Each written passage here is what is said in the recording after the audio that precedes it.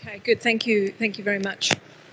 So I'm going to tell you a little bit about some of the studies that we've been doing utilizing high-density EMG to better understand motor adaptations in people with spinal pain.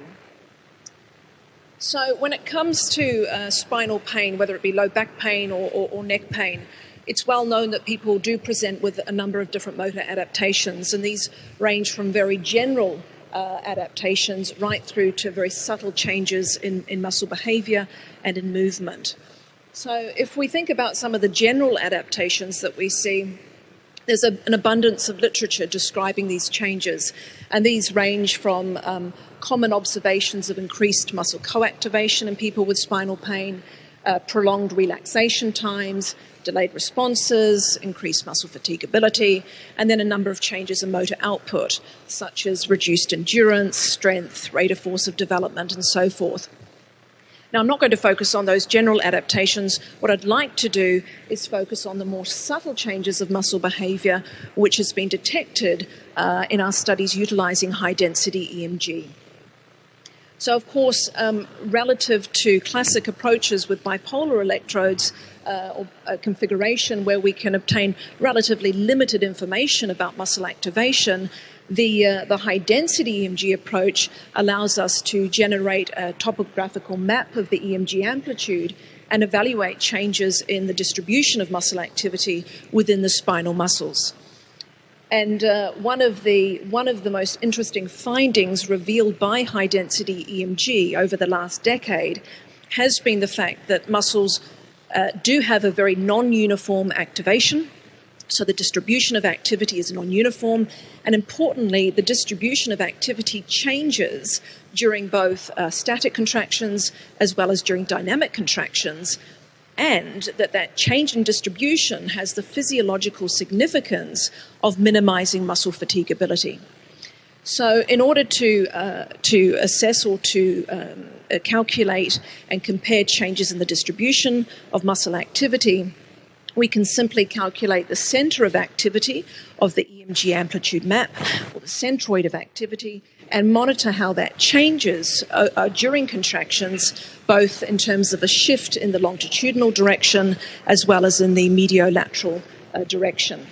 So just to give you an example, this is an example firstly on asymptomatic people, so no pain, and it's a very simple task of sustaining the shoulder and abduction for 60 seconds. And this is representative EMG amplitude maps taken from one of the volunteers. And you can see we have an amplitude map taken at the beginning of this sustained contraction, around the middle of the task, and then towards the end of the task. And the point to see here is that the distribution of the upper trapezius, or the upper division of the trapezius, is changing over time. So there's actually a shift of activity towards the cranial region of the muscle as the task progresses.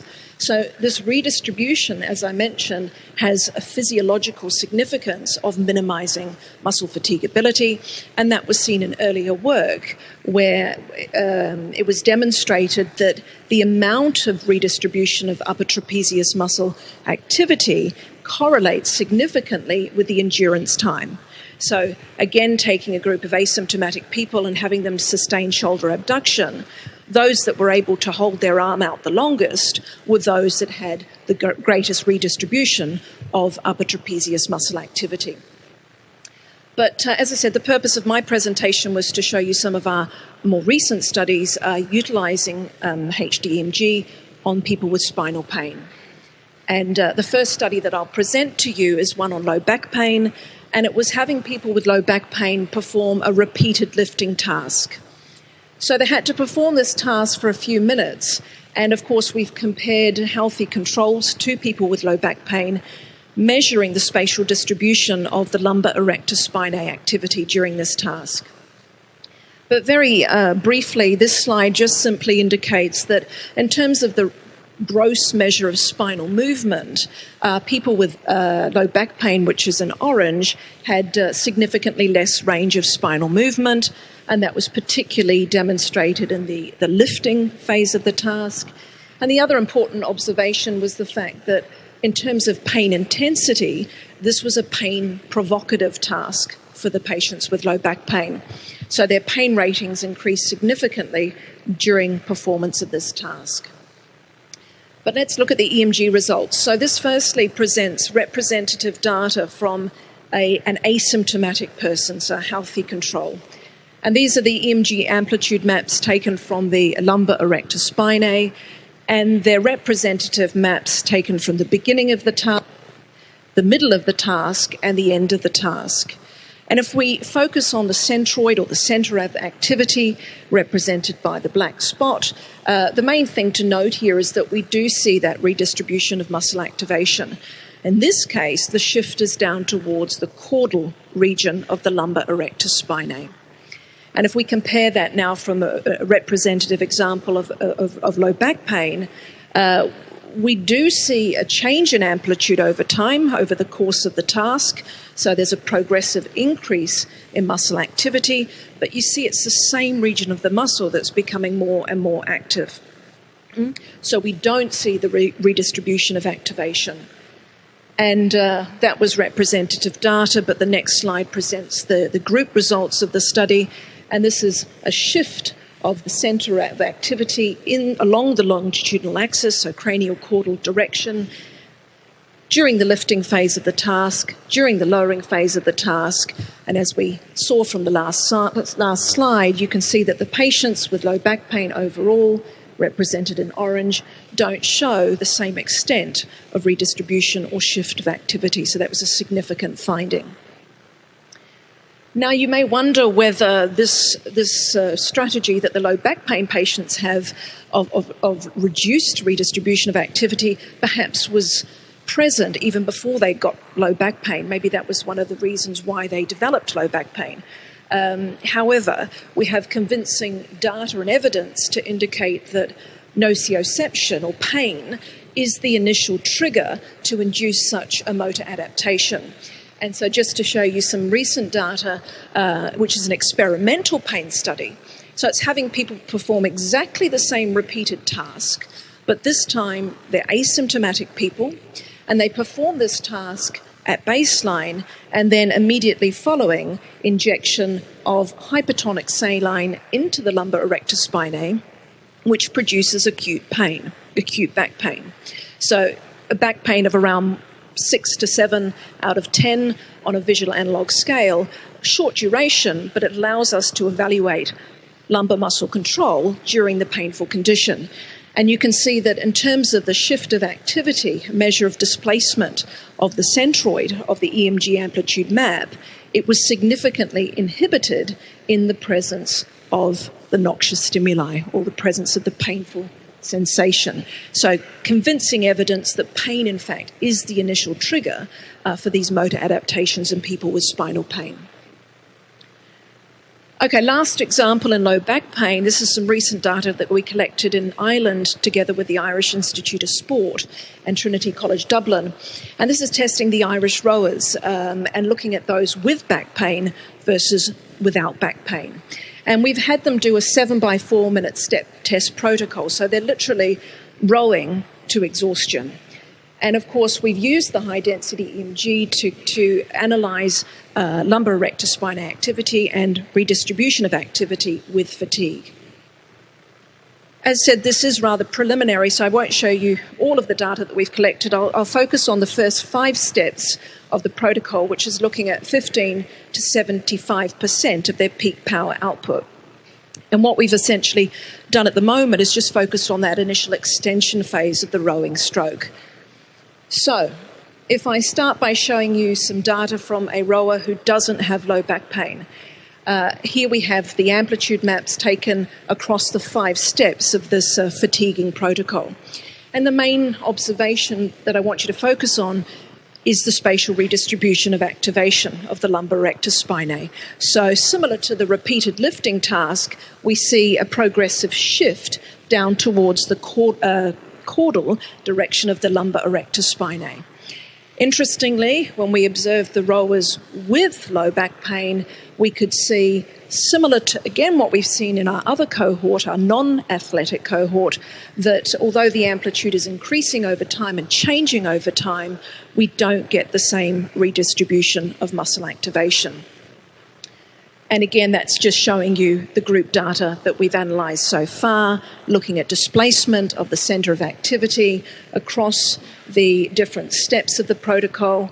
And although both groups, so no pain is blue and low back pain is orange, although both groups are showing overall a shift in activity towards the caudal direction of the muscle, you can see that the shift is much greater for the population of rowers that don't have back pain. So just very briefly, just to demonstrate, this is not just a phenomenon that we see in low back pain only, because we actually see the same changes occurring also in people with neck pain. So remember this example I presented at the beginning. It was sustained shoulder abduction in asymptomatic people, measuring high-density EMG from the upper division of the trapezius muscle. And we saw that during that 60-second sustained contraction that there was a shift in activity towards the cranial region. Or when we've looked at the exact same task in people with neck pain, and again, if you just focus on the black circle there, the centroid, you see that we don't see the shift to the same extent. And exactly as we've seen in low back pain, if we take asymptomatic people, inject hypertonic saline into their trapezius muscle to create an acute pain sensation, then we can also inhibit that redistribution of activity. So very similar findings in both neck pain as well as low back pain. Last example here now, just again on neck pain, but a more repetitive task. So it's recent data that we have published in terms of looking at the distribution of the upper trapezius muscle, but now during a repeated lifting task. And essentially under normal conditions, and there's 3 examples here, orange is baseline, blue is following injection of isotonic saline into the upper trapezius, so it's a non-painful injection, and then the green is just a recovery, so a repeated baseline measure. And we can see that normally during lifting of a weight, a box, different regions of the trapezius are engaged. So the more cranial region is engaged towards, of course, the upper phase of lifting. And following injection of hypertonic saline, so acute pain, we can see that there's less shift in the distribution of activity. So parts of the muscle which normally would be engaged in a task because they're the most efficient regions of the muscle to contribute to that task are less activated or less engaged. So, as I said, the purpose of my presentation today was to really sort of focus on showing you some of these subtle variations in muscle behaviour that we've been able to see thanks to advances in electromyography and the field of high-density EMG. Just to finish off, last slide, because of course none of this data is really meaningful unless it's actually going to change the way we can assess patients with spinal pain and of course the way we can manage patients with spinal pain. And so what we're working on now is real-time feedback for the patients and exploring different forms of assessment and, of course, different training strategies in order to be able to hopefully make a difference to the management of patients with spinal pain. And this is an example here where we have 4 of the grids on the lumbar region, thoracolumbar region, and the real-time display. And we're going to be using that to have interaction and changing muscle activation in people with spinal pain. So I will finish there. I'll say thank you very much for allowing me to speak today. I hope I'll be able to present some of these new findings at the next OTB day. So thank you very much.